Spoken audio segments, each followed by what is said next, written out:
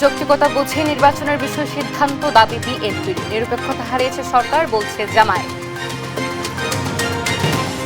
কুষ্টিয়ায় RTPCR ল্যাবের যন্ত্রাংশ চুরি, বন্ধ রয়েছে কোভিড পরীক্ষা, কর্তৃপক্ষের গাফিলতিতে ক্ষোভ।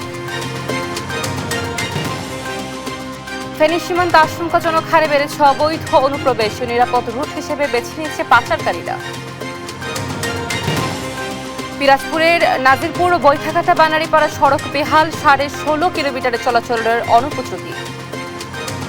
বিগত কয়েক বছর ধরে আমরা শুনতেছি যে কাজ আসতেছে, কাজ হবে, কিন্তু কোনো কিছু নাই। আমরা চাচ্ছি যত দ্রুত সম্ভব এই রাস্তাটা করে আমাদেরকে এই যন্ত্রণা থেকে মুক্তি দেওয়া হোক।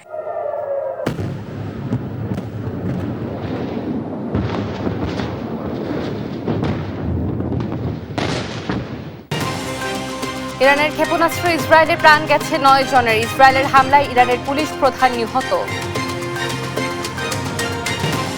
এবং ফিফা ক্লাব বিশ্বকাপের উদ্বোধনী ম্যাচে ইন্টার মিয়ামিকে রুখে দিল আল আহলি, গোলশূন্য ড্র মেসির দলের।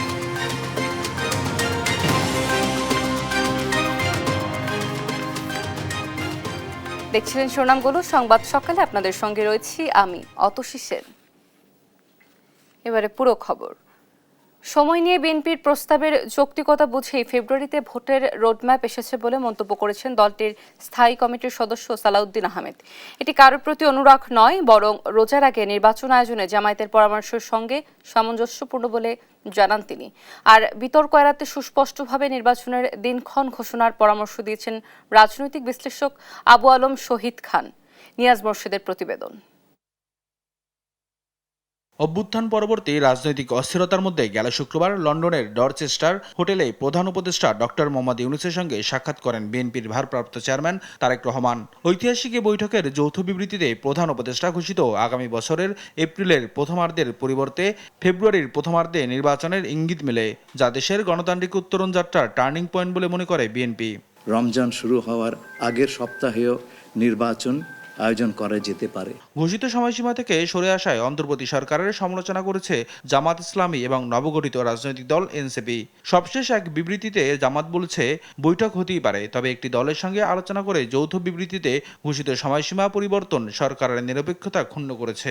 শুধু একটি দলকে খুশি করার জন্য নির্বাচনী সড়কে বাংলাদেশকে নিয়ে যাওয়া হচ্ছে। জামাত ও এনসিপির দাবি নাকচ করেছেন বিএনপির স্থায়ী কমিটির সদস্য সালাউদ্দিন আহমেদ। তিনি পরামর্শ দিয়েছিলেন যে জাতীয় সংসদ নির্বাচন আগামী রমজানের আগে করা যেতে পারে। ইনি উল্লেখ করেছেন, সেই দৃষ্টিভঙ্গি তারা প্রকাশ করেছেন। রমজানের শুরুর আগের সপ্তাহে যে নির্বাচনের সম্ভাব্য তারিখের বিষয়ে বলা হয়েছে, সেটা তাদের সেই পরামর্শের সাথে তো সামঞ্জস্যপূর্ণ। তো এখানে রাগ অনুরাগ বিরাগ বিএনপির প্রতি দেখানো হয়েছে, এটা আসলে অযৌক্তিক। তার দাবি, নির্বাচনের যৌক্তিক সময় তুলে ধরতে সক্ষম হওয়ায় সিদ্ধান্ত পুনর্বিবেচনা করেছেন প্রধান উপদেষ্টা। আর একক দল হিসেবে নয়, যুগপৎ আন্দোলনের সমমনা সব রাজনৈতিক দলেরও প্রতিনিধিত্ব করেছেন তারেক রহমান। আলাপ আলোচনার মধ্য দিয়ে একটা জায়গায় নিষ্পত্তি হয়েছে, জাতির জন্য কল্যাণকর একটা সিদ্ধান্ত হয়েছে যে রমজানের শুরুর আগের সপ্তাহে নির্বাচন অনুষ্ঠান করা যায়। এবং আমরা আশা করছি নির্বাচন কমিশনে যথাযথ প্রক্রিয়ায় তিনি তার নির্দেশনাটা পৌঁছবেন, কমিউনিকেট করবেন, তারপরে নির্বাচন কমিশন সেভাবে তারিখ নির্ধারণ করবে, তফসিল নির্ধারণ করবে।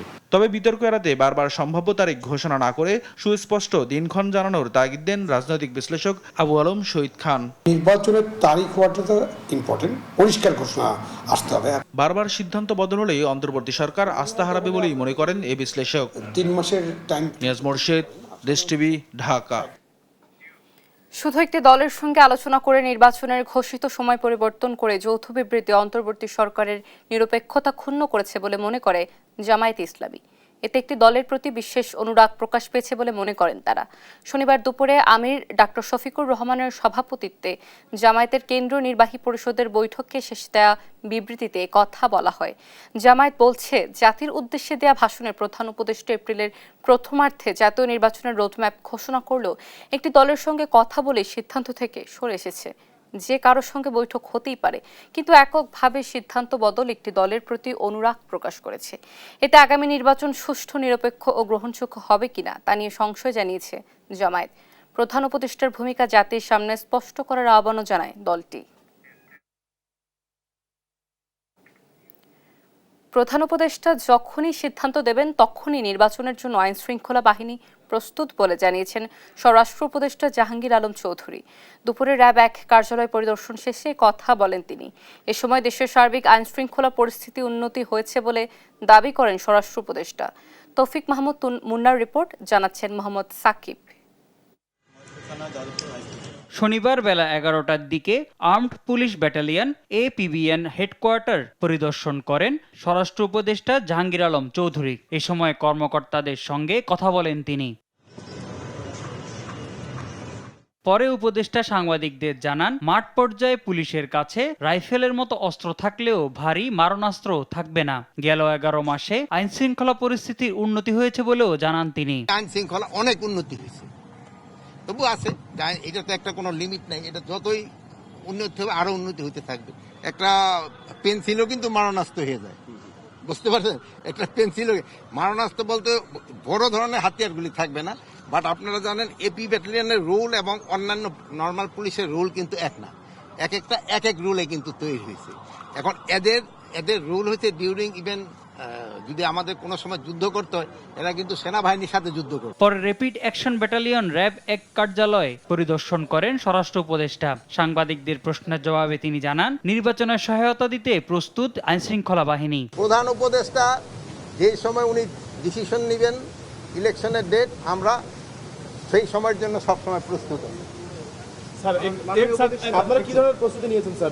আমাদের ইলেকশন যে সময় হবে ওই সময়ের জন্য যে ধরনের প্রস্তুতি দরকার হবে আমরা ওই ধরনের প্রস্তুতি। দুই একটি ছোটখাটো ঘটনা ছাড়া এবার ঈদ শান্তিপূর্ণভাবে উদযাপন হয়েছে বলেও জানান স্বরাষ্ট্র উপদেষ্টা। মোহাম্মদ সাকিব, দেশ টিভি, ঢাকা।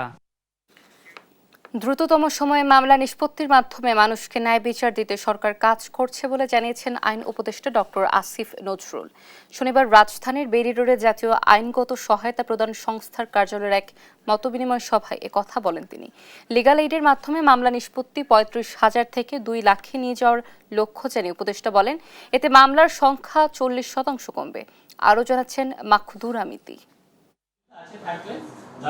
আইনগত সহায়তা প্রদান আইন 2000 অধিকতর সংশোধনে মতবিনিময় সভা আয়োজন করে জাতীয় আইনগত সহায়তা প্রদান সংস্থা। এ সময় আইনটির বিভিন্ন দিক নিয়ে পরামর্শ তুলে ধরেন অংশীজনরা। আইন উপদেষ্টা জানান, দ্রুততম সময়ে কম খরচে মামলা নিষ্পত্তি, মানবাধিকার নিশ্চিত ও মানুষকে মামলার অভিশাপ থেকে মুক্তি দিতে কাজ করছে সরকার। এজন্য জাতীয় আইনগত সহায়তা সংস্থাকে আরও কার্যকর ও শক্তিশালী করা হচ্ছে। আমাদের মন্ত্রণালয়ের পক্ষ থেকে আমরা 3টা টার্গেট করেছি সংস্কার কার্যক্রমের ব্যাপারে। দ্রুত এবং স্বল্পতম সময়ে অল্প খরচে মামলার নিষ্পত্তি করা। লিগ্যাল এইডেও মামলা নিষ্পত্তির বিষয়ে কথা বলেন আইন উপদেষ্টা। সরকারি আইনগত সহায়তার মাধ্যমে যে আমরা মধ্যস্থতার মাধ্যমে মামলা স্বল্প খরচে স্বল্প সময় নিষ্পত্তি করছি, সেটার সংখ্যা 35,000। আমরা সেটাকে 1 থেকে 2 লক্ষে নিয়ে যেতে পারবো। 1 লক্ষ তো অবশ্যই পারবো, আমাদের টার্গেট হচ্ছে 2 লক্ষে নিয়ে যাওয়া। বিচার বিভাগে অবকাঠামোগত সমস্যা সমাধানে প্রয়োজনে ব্র্যাক, প্রশিকা ও অ্যাকশন এইডের মতো বেসরকারি প্রতিষ্ঠানের অফিসকে বন্ধের দিন কাজে লাগানোর কথাও জানান আইন উপদেষ্টা। সরকারি আইন সহায়তা করে দিলাম। মাকদুরা মিতি, দেশ টিভি, ঢাকা। যান্ত্রিক ত্রুটি কিংবা পাইলটের ভুলের কারণে বোয়িংয়ের অত্যাধুনিক প্রযুক্তিতে নির্মিত 787 ড্রিমলাইনার মডেলের বিমান দুর্ঘটনার কবলে পড়তে পারে বলছেন বিশেষজ্ঞরা। বাংলাদেশে ব্যবহৃত 6টি ড্রিমলাইনার মডেলের বিমান নিয়মিত রক্ষণাবেক্ষণের পরামর্শ তাদের। আর বিমান বাংলাদেশ এয়ারলাইন্সের দাবি, রুটিন অনুযায়ী নিয়মিত চেকিং করা হয় প্রতিটি বিমান। আলিমুজ্জামান সফওয়ানের রিপোর্ট। বৃহস্পতিবার দুপুরে এয়ার ইন্ডিয়ার ফ্লাইট AI-171 ভারতের আহমেদাবাদ বিমানবন্দর থেকে উড্ডয়নের পরেই গুজরাটের মেঘানীনগর এলাকার একটি ভবনের উপর আছড়ে পড়ে। এ ঘটনায় এখন পর্যন্ত 274 জন নিহতের খবর পাওয়া গেছে।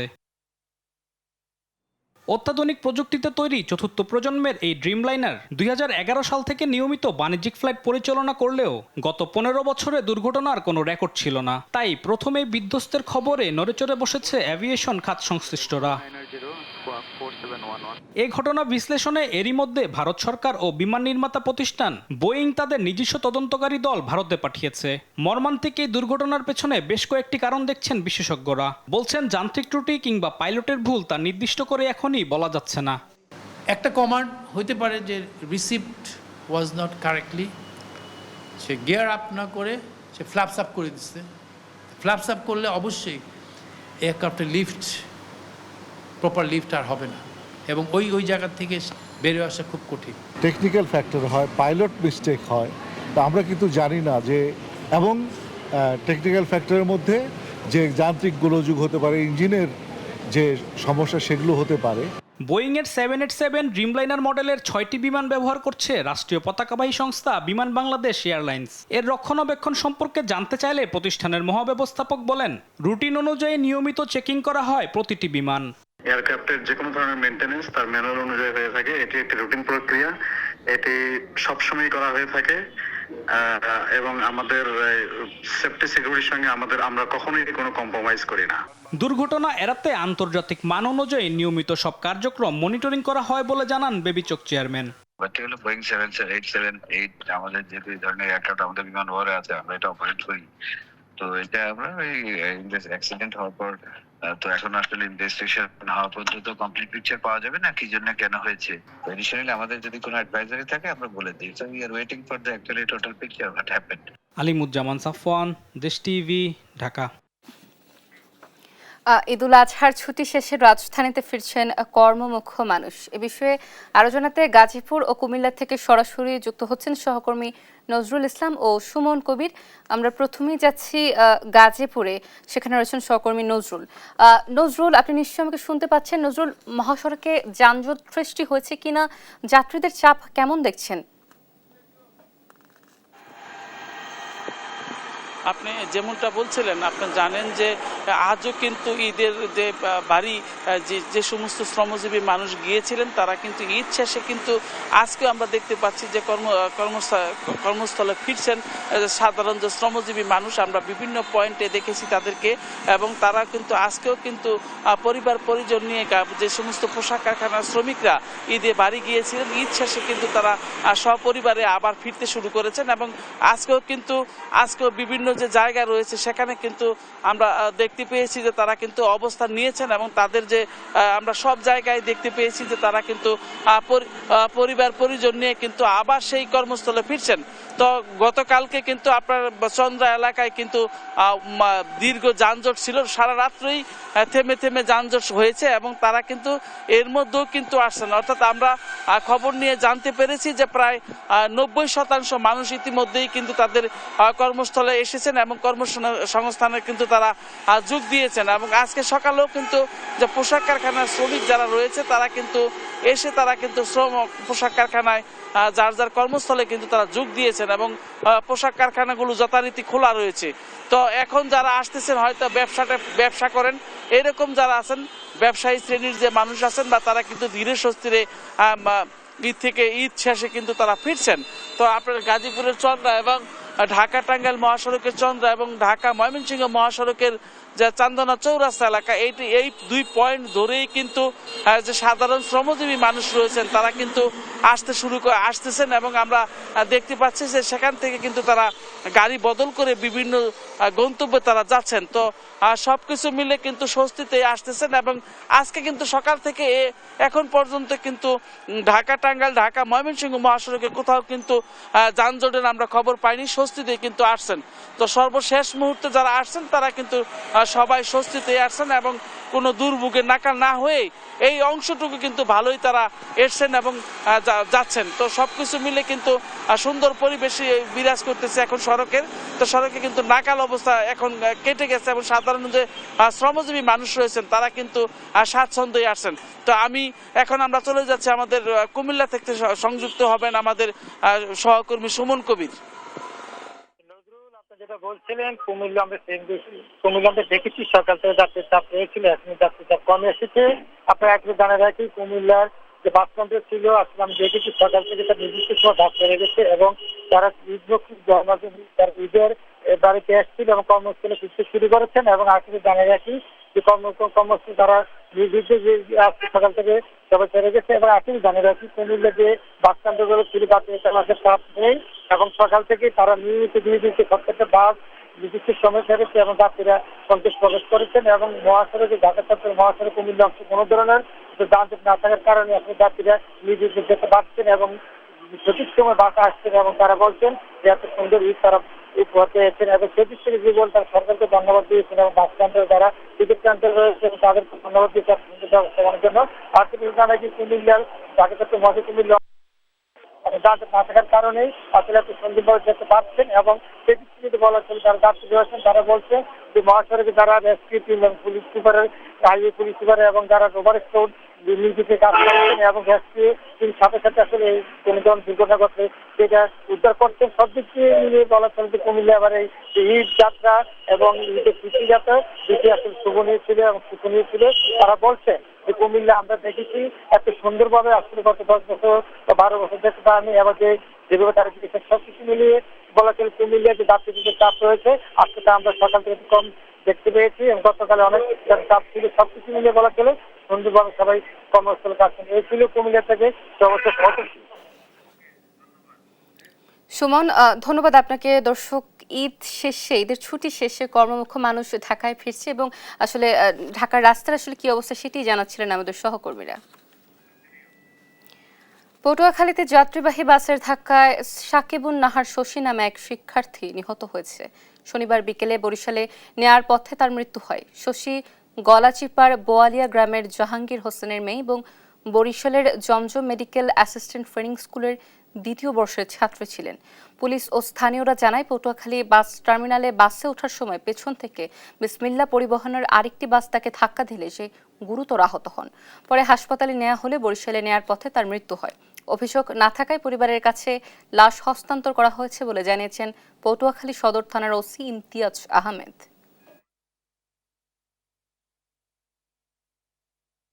কুষ্টিয়ায় করোনা পরীক্ষার আরটিপিসিআর ল্যাবের যন্ত্রাংশ চুরির ঘটনা ঘটেছে। তবে কিভাবে কবে এ ঘটনা ঘটেছে তা জানেন না দায়িত্বশীলরা। ফলে বন্ধ রয়েছে করোনা পরীক্ষা কার্যক্রম। এদিকে ল্যাবের যন্ত্রাংশ চুরির ঘটনায় চরম ক্ষোভ বিরাজ করছে জেলার সাধারণ মানুষের মধ্যে। কর্তৃপক্ষের গাফিলতিকে দায়ী করছেন তারা। ইরফান রানার ক্যামেরায় কুষ্টিয়া থেকে নাহিদ হাসান তিতাসের রিপোর্ট। 2020 সালের 16 এপ্রিল কুষ্টিয়া জেনারেল হাসপাতালে করোনা পরীক্ষার জন্য চালু করা হয় আরটিপিসিআর ল্যাব। করোনা সংক্রমণ কমে যাওয়ায় বছরখানেক আগে বন্ধ হয়ে যায় ল্যাবটির কার্যক্রম। ল্যাবটি দেখভালের দায়িত্ব দেওয়া হয় 2 জন কর্মচারীকে। হঠাৎ আবারও দেশে করোনার প্রাদুর্ভাব বাড়ায় নতুন করে ল্যাবটি চালু করতে গিয়ে দেখা যায় উধাও আরটিপিসিআর সহ বিভিন্ন যন্ত্রাংশ। তবে কিভাবে কবে এ ঘটনা ঘটেছে তা জানেন না দায়িত্বশীলরা। সরকারি ছুটি থাকার পরে দিনকে সোমবার ছিল, ওই দিনকে আমি এখানে আসি। তো যে খুলে ভিতরের দিকে রুমগুলো পর্যায়ক্রমে হচ্ছে একটা একটা করে চেক করতে যায়। দেখছি গ্রিল কাটার সঙ্গে সঙ্গে দেখছি হচ্ছে ওর ওপরে যে এসির আউটডোর মানে ইনডোরটা ছিল ওইটা দেখছি missing. Medical technologist Khairul Islam আমাকে ফোন করে জানায় যে এরকম ও দেখতে পাচ্ছে যে পিসিআর মেশিন একটা নেই আর এসি কয়েকটা এরকম নেই। এদিকে প্রতিনিয়তই করোনা উপসর্গ নিয়ে রোগীরা ভর্তি হচ্ছেন কুষ্টিয়া জেনারেল হাসপাতালে। তবে আরটিপিসিআর ল্যাবের যন্ত্রাংশ চুরি হওয়ায় বন্ধ রয়েছে করোনা পরীক্ষা। জ্বর, কাশি এই সমস্যা আমার। এরা সব টেস্ট আমার করাইছে কিন্তু করোনা টেস্টটা করতে পারেনি। করোনার মেশিনটা বলে হারা গেছে। 2-3 দিন ভর্তি হয়েছি জ্বরের জন্য। করোনা টেস্ট দিছে, কোনো কিছুই তো নাই, কিভাবে চেক করব। আর ল্যাবের যন্ত্রাংশ চুরি হওয়ার ঘটনায় চরম ক্ষোভ বিরাজ করছে জেলার সাধারণ মানুষের মধ্যে। আমরা কুষ্টিয়াবাসী হিসাবে এই খবরে অত্যন্ত লজ্জিত। গাফিলতি কতটা থাকলে এত সেনসিটিভ একটা বিষয়, এত গুরুত্বপূর্ণ একটা বিষয় চুরি হয়ে যায়। এটা আসলে চুরি কি অন্য কিছু? হাসপাতাল কর্তৃপক্ষ বলছে যন্ত্রাংশ চুরির ঘটনায় গঠন করা হয়েছে তদন্ত কমিটি। হঠাৎ করে আমরা প্রিন্সিপাল স্যারের কাছ থেকে একটা ফোন পাই যে এখানে চুরি হয়েছে। তারপরে তদন্ত কমিটি গঠন করা হয়। আমার কাছে মনে হয়েছে খুব ঠান্ডা মাথায় ওরা আস্তে আস্তে বোধহয় চুরি করেছে। কয়েকদিন ধরে যারা এটার ইয়েতে ছিল, তত্ত্বাবধানে রাখছিল, তারা গুরুত্ব দেয়নি। করোনা পরীক্ষার মতো গুরুত্বপূর্ণ পিসিআর ল্যাবের যন্ত্রাংশ চুরির ঘটনায় দায়িত্বশীলদের গাফিলতি ছিল কিনা তা খতিয়ে দেখে দ্রুত ল্যাবটি চালু করার দাবি সাধারণ মানুষের। নাহিদ হাসান তিতাস, দেশ টিভি, কুষ্টিয়া। ফেনী সীমান্তে আশঙ্কাজনক হারে বেড়েছে অবৈধ অনুপ্রবেশ, চোরাচালান ও মাদক পাচার। যাতায়াত সহজ হওয়ায় এই পথকে নিরাপদ রুট হিসেবে বেছে নিয়েছে পাচারকারীরা। সহকর্মী তোফাইল আহমেদ নিলয়ের প্রতিবেদন, জানাচ্ছেন নুসরাত শোভা। গেল ১৯ মার্চ রাত ৮:৩০টার দিকে বাংলাদেশ থেকে অবৈধভাবে ভারতে অনুপ্রবেশের চেষ্টা করেন নাইজেরিয়ার নাগরিক ২৭ বছর বয়সী কালিস্টাস। তবে কী কারণে অবৈধভাবে এক দেশ থেকে আরেক দেশে যাওয়ার চেষ্টা করছিলেন কালিস্টাস তা জানা যায়নি। শুধু কালিস্টাস নন, এই কায়দায় বর্ডার পাড়ি দিতে গিয়ে ফেনীর পরশুরাম বিলোনিয়া সীমান্তেই গেল ৬ মাসে আটক হন ১৯ বিদেশি নাগরিক। নাইজেরিয়া ছাড়াও এদের মধ্যে আছেন আফ্রিকার অন্যান্য দেশের নাগরিকরা। অবৈধ অনুপ্রবেশের জন্য তারা বাংলাদেশের সীমান্ত কেন বেছে নিয়েছে এ প্রশ্ন উঠেছে সচেতন মহলে।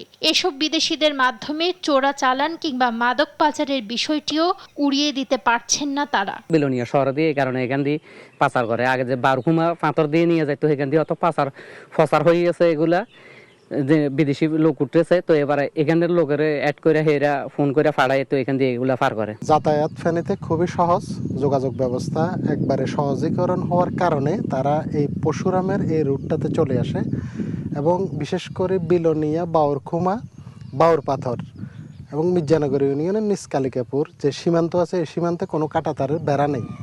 বেশ কিছু জায়গায় এই জায়গাগুলো দিয়ে কিন্তু তারা এই আসা যাওয়া করে।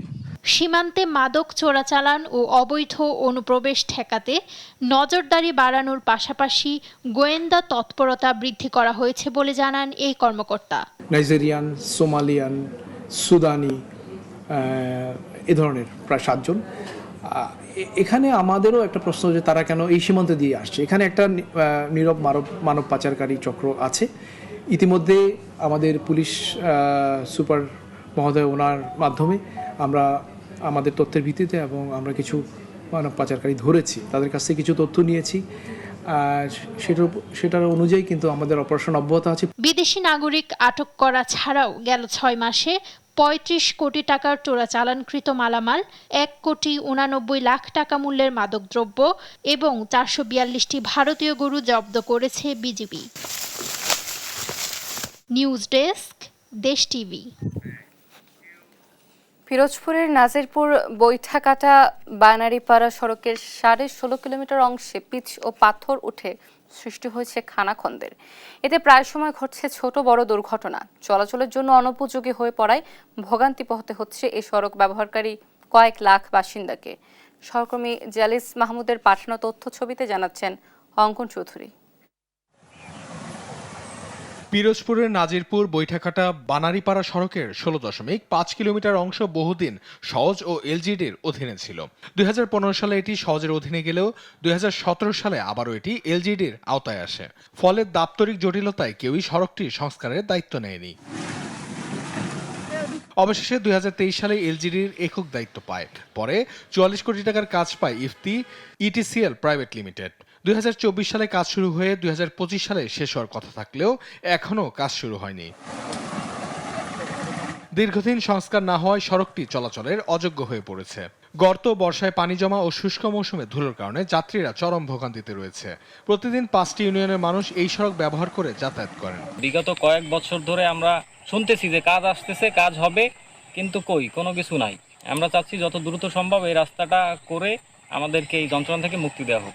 এই রাস্তাঘাটের এই অবস্থা, এই যে বিভিন্ন এই বাচ্চা নিয়ে আসা যাওয়া কতটা কষ্ট। রাস্তাটা যাতে ভালো হয়, এটাই যোগাযোগ ব্যবস্থা ভালো হয়, এটাই আমরা চাচ্ছি।